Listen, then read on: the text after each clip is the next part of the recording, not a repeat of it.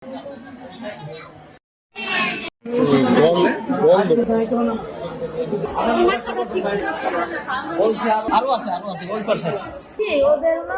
নতুন হাটখোলা থেকে মিষ্টি কিনছে, ওইগুলো আমরা মেহমানবাড়ি নিয়ে গেছি, ওইগুলো খাওয়াইছি, সব বাচ্চারা খাইছে একটা একটা করে। খাওয়ার পরে 1 ঘন্টা পর থেকে আমার মেয়ে বমি করছে। তারপর থেকে একজন বলতেছে কি আমার পেটের মধ্যে এমন করতেছে এমন করতে করতে এই 6-7 জন বাচ্চা মানে বমি, শুধু 7-8 বার করে বমি, কোনো কিছুতে থামতেছে না। সিলাইন পানি দেই, সেটাও বমি করে ফেলাই যায়। আমাদের বাসা অম্বিকাপুর, বাবার বাসা, আর শ্বশুর বাড়ি হলো আফজাল মন্ডল হাট মমিন। গেছিলাম আমার যার বাসায়, আমার যার বাপের বাড়িতে।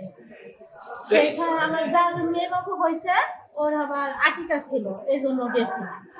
মিষ্টি খাওয়ার পর থেকেই এমন অবস্থা। আর তো কেউ খায় নাই মিষ্টি, আর তো এরকম কোনো সমস্যা হয় নাই কারোর।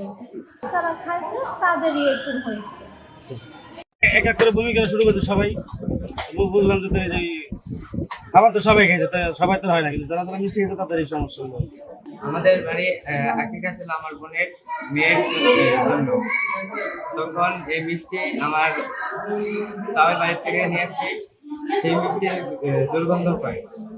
এই দুর্গন্ধ মিষ্টিগুলা বাচ্চারা খায় ফেলে, তার কারণে এই অনেক বমি হয় এবং গুরুতর অসুস্থ হয়ে পড়ে। তো আমাদের এই খলিমন্ডল হাট থেকে মিষ্টির দোকানদার যে মিষ্টি বিক্রি করাতে 8টা শিশু এখানে অসুস্থ হয়ে পড়ছে, তার বিরুদ্ধে আমরা কমিটির মাধ্যমে সকলে মিটিং করে প্রয়োজনীয় ব্যবস্থা নিব এবং প্রশাসনের কাছে আমরা সহায়তা সঠিক বিচার দাঁড় করবো, যাতে এরকম ঘটনা আর কখনোই না। আমি তুহিনুর রহমান মন্ডল, চেয়ারম্যান চক্রবর্তী ইউনিয়ন পরিষদ।